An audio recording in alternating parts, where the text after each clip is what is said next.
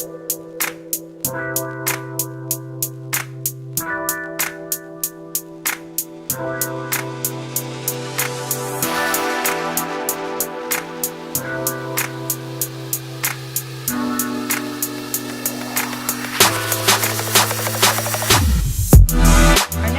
is a lawyer by day and an author by night. Please welcome to the show, David Atkinson.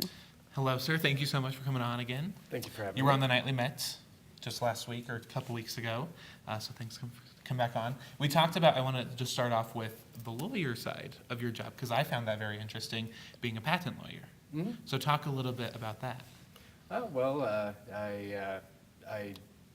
I do mainly prosecution work.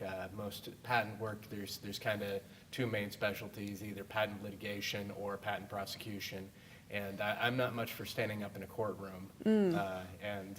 Having a technical background, it helps on the prosecution side.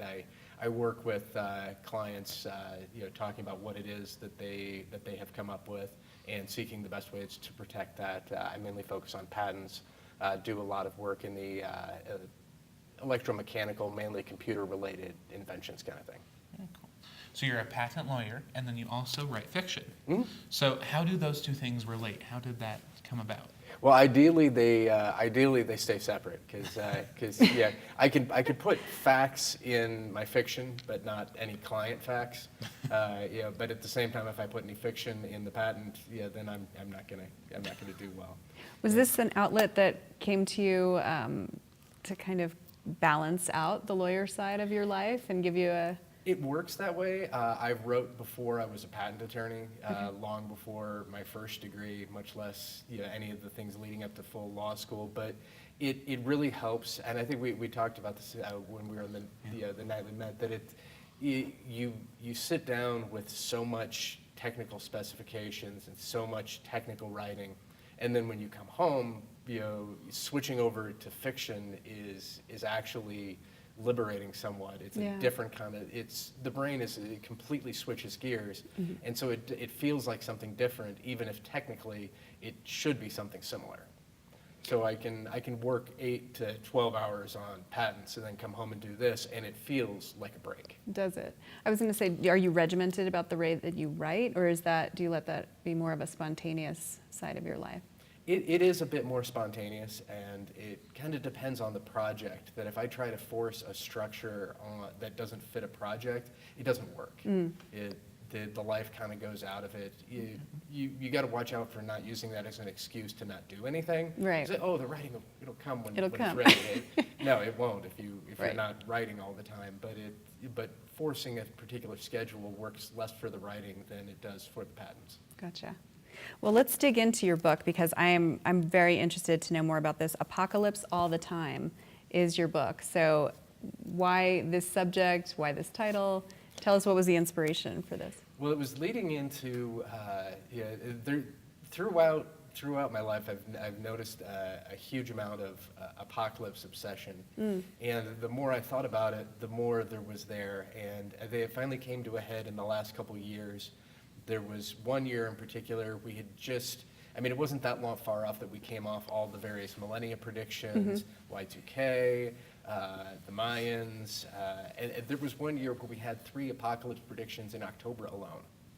And it just was, it's like the more that it happened, the more, it's like, okay, this is just seeming more and more ridiculous. Right. And so I started thinking of a scenario where it was literally happening all the time, but nothing changed any more than all the times where we have predictions and nothing happens. Gotcha.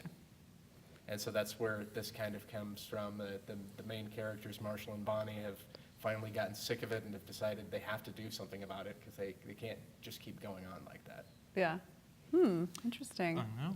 And what got you into writing in the first place? So you do all this writing from fiction to patents. Where did all that begin? I really don't remember not writing. I was not anywhere as disciplined about it before going through my MFA or my English undergrad. But I was always writing. My parents, they were regularly taking us to the library. I remember my father suggesting handing me a Hemingway short story he wanted me to read when I was 8. So no pressure. Yeah, well, he just thought I was curious. It wasn't like he quizzed me. Yeah. But this was just something they were interested in, and so it was just kind of always around. It just seemed like something people always did. Do you read the type of things that you write, or do you like a completely different genre? What kind of things, what's on your nightstand? I read all over the place. I'm actually right now reading Sir Arthur Conan Doyle's Lost World. The next is an anthology of the Bookends Review. It'll be all over the place to some of the more modern independent fiction, classics. I try to wander all over into some of the genres, outside some of the genres. I don't want to be in a rut. I read 200 to 300 books a year, so I have the room to wander around. That's fantastic. Yeah. Not Yeah. there's a big danger in getting pigeonholed, especially in modern. There's a lot of people who, even if they do go in a bookstore, they go to one shelf in the bookstore, Right. and there's so much they're missing. That's a great point to make. You know, I find I'll do that. I'll gravitate to one section, but you know, mixing it up, I think that's good advice for a lot of Well, readers. in the modern age, the dystopian apocalyptic fictions have become very popular. 1984 keeps selling out. People keep forgetting about We by Zamyatin. And that's because they keep thinking literature when they're thinking of this. And for some reason, Zamyatin, like in Barnes & Noble, will typically be in the sci-fi fantasy books, Oh, gotcha. despite being one of the canonical works of dystopian, along with like Brave New World. And so people keep forgetting about that one just based on where it's sitting on the shelf. But if you ask the sci-fi fantasy people, they remember. Gotcha. So anything next for you that you're planning? Any stories brewing that you've got on your mind? I'm always working on something. There's always something going. I've got I had actually just in January had a book of surreal humorous flash fiction accepted by Literary Wanderlust. It'll be my third book with them, and that'll be coming out in April of next year. Nice. That is Roses Are Red, Violets Are Stealing Loose Change from My Pockets While I Sleep. Great. Well, we'll look for that for sure. Thank you so much Thank for you so joining much. us. Yeah. Thank you.